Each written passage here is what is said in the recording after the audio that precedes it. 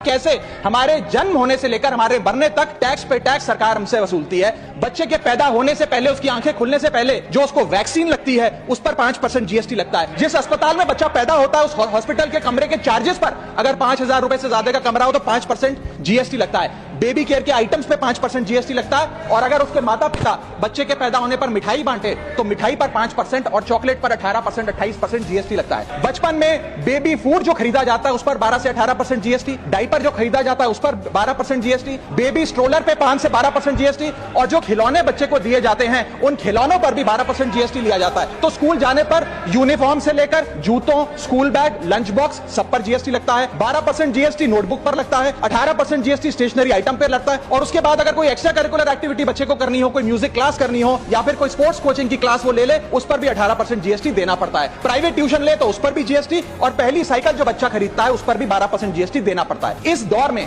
इंसान गाड़ी खरीदता है, घर बनाता है, जब गाड़ी खरीदता है तो जीएसटी देता है, रोड टैक्स भरता है, व्हीकल इंश्योरेंस पर जीएसटी भरता है और जब गाड़ी लेकर शोरूम से निकलता है तो पेट्रोल डीजल पर वैट, सेस और एक्साइज ड्यूटी के नाम पर पैसा भरता है। जब सड़क पर गाड़ी चलाता है तो टोल टैक्स भरता है। और इस बीच शादी तो रह ही गई, फिर इंसान शादी करता है, इस बीच तो बैंक्वेट हॉल बुक करता है, उस बैंक्वेट हॉल की बुकिंग पे टैक्स भरता है। शामियाना, खाना, केटरिंग सर्विसेज लेता है उस पर जीएसटी भरता है। ज्वेलरी खरीदता है उस पर जीएसटी भरता है। कपड़ा शेरवानी सिलवाता है, कुर्ता पजामा, सूट पैंट, उस पर जीएसटी भरता है। यहां तक कि वेडिंग इन्विटेशन से लेकर ब्राइडल मेकअप से लेकर हनीमून के ट्रैवल तक हर चीज पर सरकार आपसे जीएसटी वसूलती है। जब कोई इंसान मरता है तो उसके अंतिम संस्कार में देसी घी, चंदन वुड, नारियल, इत्र जैसा सामान इस्तेमाल होता है, उस पर भी जीएसटी लगता है। और मरने के बाद जब प्रॉपर्टी उसके बच्चों को या परिवार वालों को दी जाती है उस म्यूटेशन पर भी सरकार आपसे ड्यूटी सेस लेती है।